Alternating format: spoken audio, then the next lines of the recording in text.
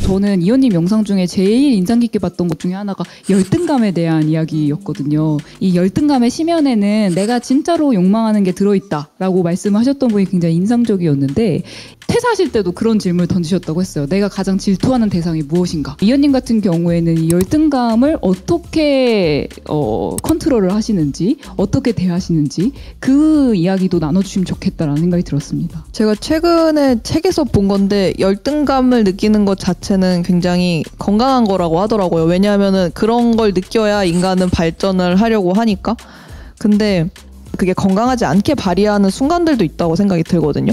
일단은 나의 한계로 받아들이는 거. 열등감을 저희는 각자 나름대로 어차피 안고 살아가야 되는 거면 건강하게 그걸 받아들여야 된다고 생각하는데, 베어 그릴스가 오지에서 정말 이상한 걸 먹거든요. 막 진해도 먹고 뭐 살아있는 건 다 먹어요. 근데 그런 막 이상한 민물가재 막 이런 걸 먹으면서 이런 얘기를 하는 거예요. 어둠 속에서.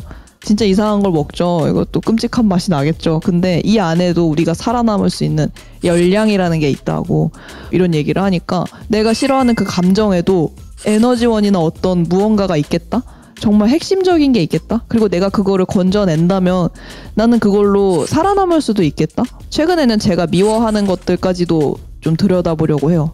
누군가가 무언가를 미워하는 이유는 공통적으로 그게 나를 위협한다고 생각이 들어서래요. 그래서 저는 제 친구가 제가 생각했을 때 말도 안 되는 결정을 하는 거예요. 왜 나는 그게 너무 미운 거야, 싫은 거야. 왜 밉지? 라고 생각을 하니까 그게 저의 신념을 해쳐서 그런 거더라고요. 그래서 내가 미워하는 거에서 마음을 조금 더 들여다보려고 하는 편이에요. 그 열등감, 특히 내가 무엇을 질투하는가, 무엇을 미워하는가를 잘 들여다보면은 우리가 엄청나게 속으로 숨기고 있고 방어 기제를 가지고 있었던 어떤 내면의 목소리랑 마주하게 되는 것 같기도 해요. 창작자한테는 또 이런 목소리와 마주하는 게 굉장히 중요한 과정일 수도 있겠다라는 생각도 들고요. 이전에 인터뷰에서 이렇게 말씀하셨어요. 나에 대해 얼마나 잘 알고 또 관심을 기울였는가가 삶의 행복도를 결정한다. 이현님께서는 나를 위한 장치, 그러니까 오롯이 나의 행복만을 위한 장치들을 어떻게 발견하고 만드셨는지도 궁금합니다. 일단은 뭔가 단체 생활을 하면서 요구하는 생활 양식이 비슷한데 그것에 제가 열심히 수능을 했거든요. 왜냐하면 모범생이고 싶었어요. 근데 그 과정에서 나에게 맞지 않는 게 있을 수 있어요. 이를테면 누군가는 아침에 출근하는 게 너무 힘들 수도 있어요. 근데 정말 사람마다 편안한 시간대라는 게 다르거든요. 그래서 그 틀 안에 혹시 머물러 계신다면 내가 어떤 것에 괴로움을 느끼는가? 저는 제가 얘기한 것처럼 사람이 많은 공간에서 작업을 하는 걸 안 좋아한다고 했잖아요. 근데 누군가는 카페에서 하는 걸 좋아하기도 해요. 누군가가 있어야지 안심이 된다고 하는 사람도 있고. 그래서 오히려 단체 생활을 하면서 좀 부딪히는 부분들, 그 나의 뾰족함들, 혹은 지적을 받는 부분도 좋아요. 그런 식으로 내게 맞지 않는다면 혹은 어떤 부딪힘을 느낀다면 거기에 어울리는 곳이 어디일까? 그런 사람들은 어디에 있을까? 그런 거를 관찰하면서 저에게 계속 물어봤던 것 같아요. 이거 좋아? 이건 괜찮아? 이러면 편안해? 그러면서 찾은 거죠.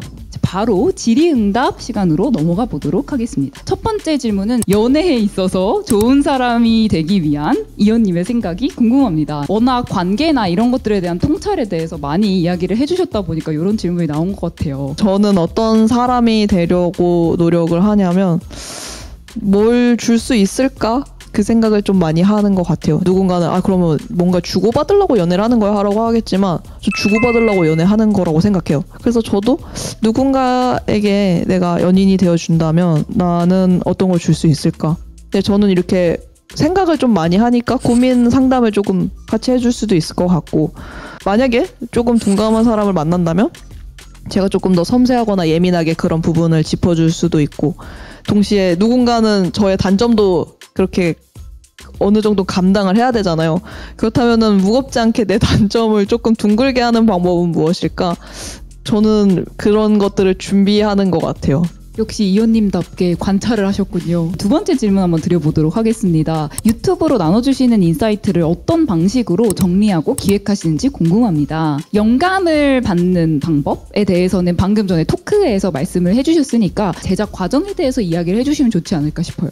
저는 일단은 유튜브라는 저희의 아이폰 메모장에 다 적어놔요, 짧게. 그렇게 적어둔 게 제가 알기로 되게 많았어요. 가급적 최근에 있는 거를 골라서 거기에다가 제가 그냥 허심탄회하게 생각을 쭉 적어내려가는 편이에요. 근데 그 안에서 하고 싶은 얘기가 없다면 과거 거를 디깅을 하거든요. 요즘에는 약간 시도를 하고 있는 게 일부러 기록을 좀 안 해보려고 해요.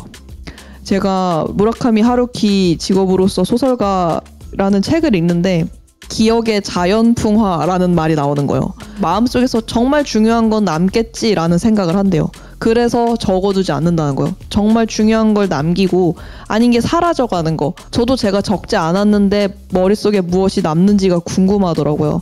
그래서 요즘에는 좀 풍화작용에 기대고 있습니다.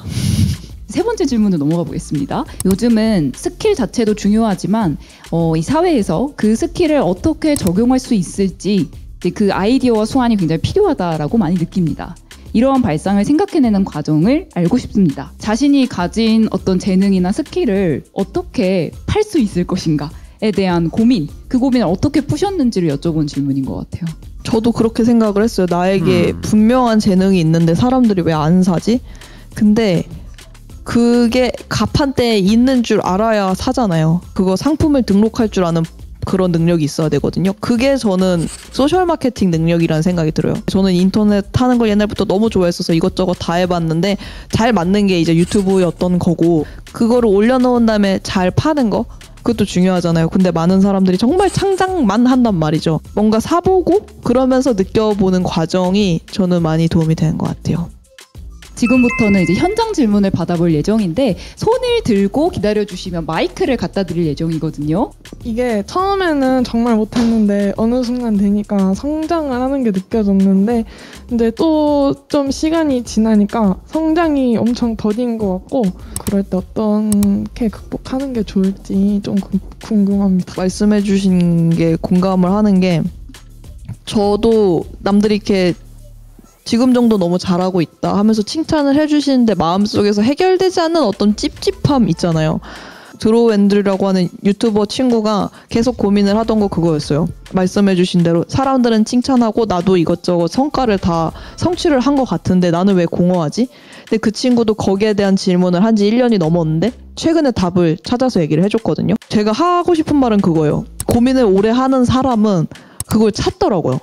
그래서 저는 그 시간이라고 생각하셨으면 좋겠어요. 고민하는 사람이 그걸 찾는다. 그런 얘기 드리고 싶어요. 취향이 다양한 사람들이 해볼 수 있는 것을 이렇게 쭉 이렇게 나열해 주셨는데 근데 이게 너무 많다 보니까 우선순위 정하는 방법에 대해서 되게 많이 고민을 하게 되는 바람에 모든 일이 행동으로 가기까지 좀 느려지는 경향이 있는 것 같아서 우선순위를 어떻게 정하시는 건지 질문을 드리고 싶습니다. 일단은 그거에 대한 중요성을 많이 느끼는 게 중요한 것 같아요. 이것저것 욕심나는 일들을 하다가 몸이 한번 상해봐야 이거 안 되겠다.